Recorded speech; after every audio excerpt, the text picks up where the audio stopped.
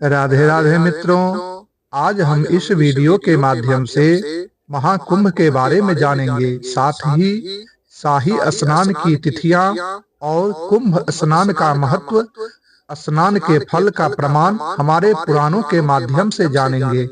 आइए जानते हैं महाकुंभ 2025 के बारे में संपूर्ण जानकारी।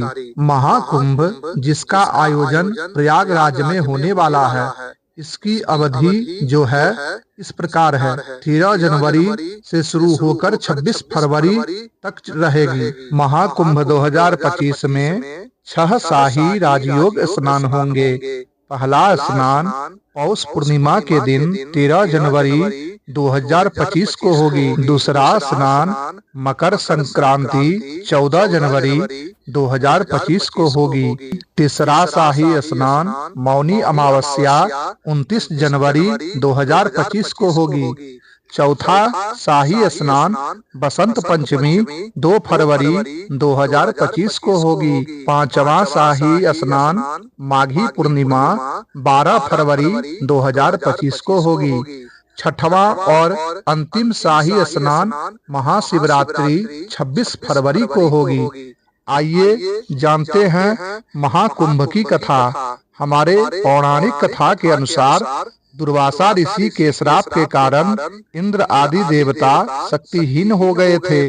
देवताओं के शक्तिहीन होने के कारण असुरों ने स्वर्ग पर अपना आधिपत्य बना लिया था।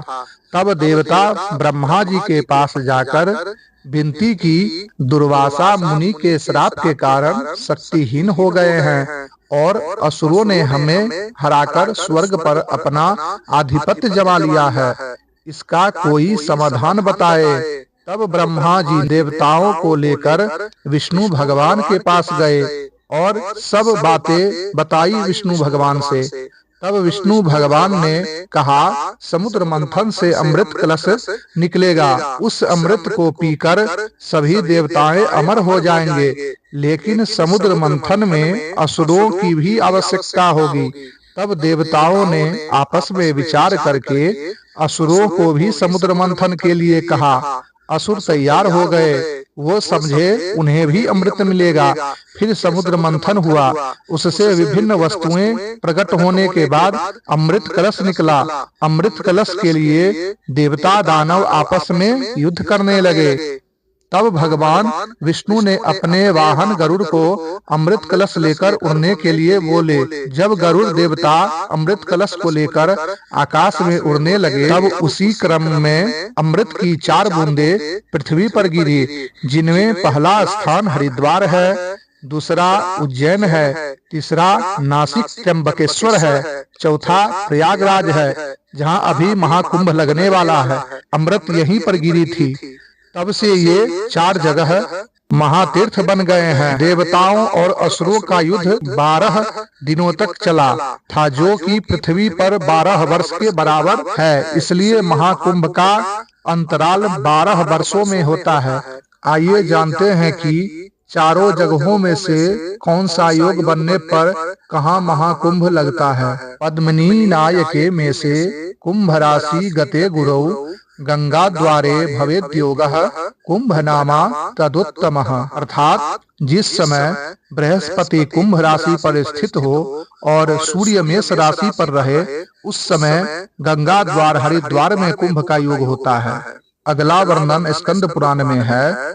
मेष राशिम गते जीवे मकरे चंद्र भास्करो अमावस्या तदा योगः कुंभाख्यस्तीर्थ नायके। अर्थात जिस समय बृहस्पति मेष राशि पर स्थित हो तथा चंद्रमा और सूर्य मकर राशि पर हो, तो उस समय तीर्थराज प्रयाग में कुंभ का योग होता है। 2025 में ऐसा महायोग प्रयागराज में 144 सालों के बाद महायोग बना है। स्कंद पुराण में वर्णन है इस प्रकार। मेष राशिम गते सूर्ये सिंह राशो बृहस्पतो उज्जयिन्याम भवेत् कुंभः सदा मुक्ति प्रदायकः।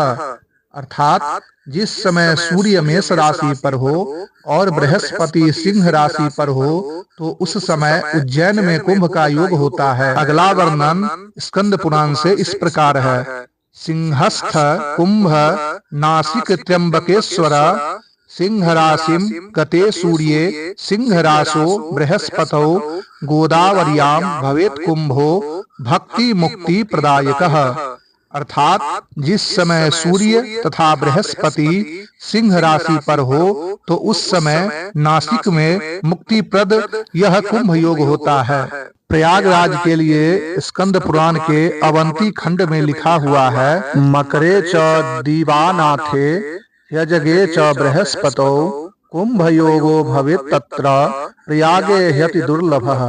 अर्थात मकर राशि में सूर्य हो और मेष राशि में बृहस्पति हो तो प्रयागराज में अत्यंत दुर्लभ कुंभ महायोग होता है। आइए जानते हैं कुंभ महापर्व का महत्व और स्नान का फल। स्कंद पुराण में लिखा हुआ है, तान्येव यः पुमान योगे सो मृतत्वाय कल्पते देवा नमन्ति तत्र स्थान यथा रंका धनाधिपान।